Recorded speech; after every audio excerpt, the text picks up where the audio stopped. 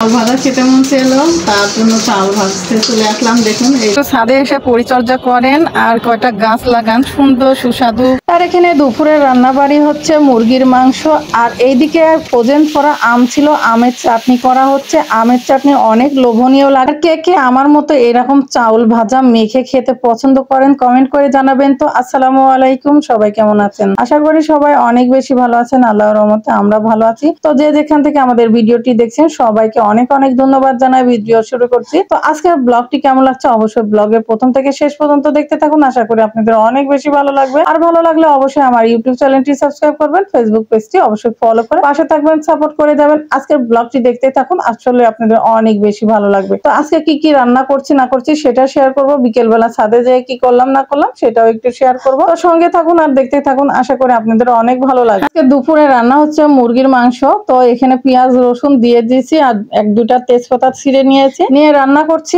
আর রান্না করতে করতে আর ভিডিও করা হয়েছিল না। তো মুরগির মাংস এখন রান্নাটা শেষ, তো এখন পরিবেশন করে নিব। তার আগে আপনাদেরকে একটু দেখিয়ে দিলাম। আর এই তো মুরগির মাংস রান্নাটা খুব সুন্দরভাবে রান্না করে নিয়েছি। আর অনেকদিন ধরে ব্রয়লার মুরগি খেতে চেয়েছিলাম, তো করা হয়েছিল না। তো আজকে ফাইনালি বাজার থেকে কিনে নিয়ে আসলাম, নিয়ে আসার পরে রান্না করে নিলাম দুপুরে। আর এই তো আপনাদের সঙ্গে শেয়ার করলাম। আর ফ্রোজেন করা আম কিছু ফ্রিজে ছিল, তো সেটাই রান্না করব আমের টক। তো আপনাদের দেখিয়ে দিলাম। সরিষা নিয়েছি আর শুকনা মরিচ কুচি করে কেটে নিয়েছি আর রসুন কুচি করে কেটে নিয়েছি। আর এই তো ফ্রোজেন করা আম দেখে নিলেন। আর দেখুন এগুলি দিয়েই আজকের এই রেসিপিটা করব, আমের টকটা। তো আপনাদের দেখিয়ে দিই। আর চিনি তো অবশ্যই লাগবেই। আর এখানে রসুন কুচি দিয়ে দিলাম, দিয়ে তেলটা আর সরিষার তেলটা কিন্তু অলরেডি আমি চুলাতে দিয়ে দিয়েছিলাম কড়াতে।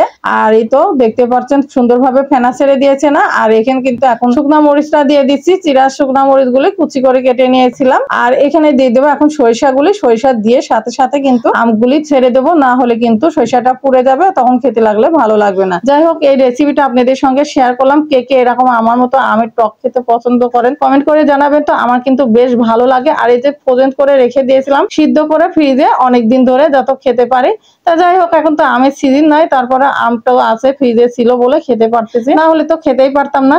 আর এরকম আমের টক কিন্তু খেতে খুবই ভালো লাগে। এটা আমার খুবই ভালো লাগে যে আমি এমনিতে বসে খেতে পছন্দ করি, আর এমনিতে ভাতের সঙ্গেও চাটনি হিসাবে খেতে কিন্তু আমি খুবই পছন্দ করি। আর ভাবলাম যে আমি যেহেতু রান্না করছি আপনাদের সঙ্গে একটু শেয়ার করি, আপনারাও কিন্তু এরকম ফ্রোজেন করে রেখে দিলে খেতে পারবেন। এখানে কিন্তু আমি শুকনা মরিচ বাটা আর ধনিয়া গুঁড়া বাটা আর এখানে বিভিন্ন জিরা গুঁড়া টুড়া দিয়ে আর পাঁচফোড়ন দিয়ে ভেজে রেখে দিয়েছিলাম, সেই মশলাটা দিয়ে দিলাম। আর এখানে চিনি কিন্তু স্বাদ অনুযায়ী দিয়ে দিলাম। তো চিনিটা কিন্তু আপনারা যে যেমন মিষ্টি পছন্দ করেন সেই স্বাদ অনুযায়ী দিয়ে রান্না করে নিবেন। তো আমি কিন্তু আমার পছন্দ মতো চিনিটা দিয়ে দিলাম, যাতে টকটা খুব বেশিও না থাকে আর কমও না থাকে, সেভাবে দিয়ে দেখুন চিনির পানিটা ছেড়ে দিয়েছে। আর এটা কিন্তু রান্না করে নেওয়া হয়ে গেছে। দেখতে পাচ্ছেন কত সুন্দর লোভনীয় হয়ে গেছে না, আর কত সুন্দর ইয়ামি একটা কালার এসেছে। খেতে কি বলবো, দুর্দান্ত হয়েছিল। তো আপনাদের সঙ্গে শেয়ার করে ফেললাম। এরকম বাসায় ফ্রোজেন করে রেখে দিতে পারেন, খুবই ভালো লাগবে। যারা আমার মতো এরকম আমের টক পছন্দ করেন তারা অবশ্যই করে খেয়ে দেখতে পারেন, খুবই ভালো লাগে। ফ্রোজেনটা কিন্তু নষ্ট হয় না, ভালোই থাকে। ভিউয়ার্স বন্ধুরা, আপনারা যদি একটু ছাদে এসে পরিচর্যা করেন আর কয়টা গাছ লাগান, সুন্দর সুস্বাদু ফল দেখতে পাবেন। দেখুন এই তো আমাদের গাছে কি সুন্দর সুস্বাদু কমলা লেবু ধরে আছে।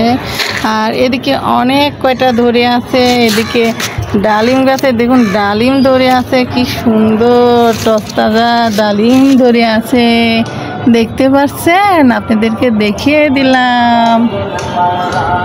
এই তো সন্ধ্যার সময় চাল ভাজা খেতে মন চাইলো, তার জন্য চাল ভাজতে চলে আসলাম। দেখুন এই যে কত সুন্দরভাবে চাউল ভেজে নিচ্ছে।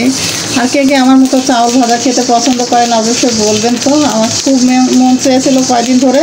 এই তো ফাইনালি চাউল ভেজে নিলাম আর চাউল ভাজা মাখা খাবো। তো আপনাদের সঙ্গে একটু শেয়ার করব, সঙ্গে থাকুন আর দেখতে থাকুন। ভালো লাগবে ব্লগটি, আর কেমন লাগছে কমেন্ট করে জানাবেন।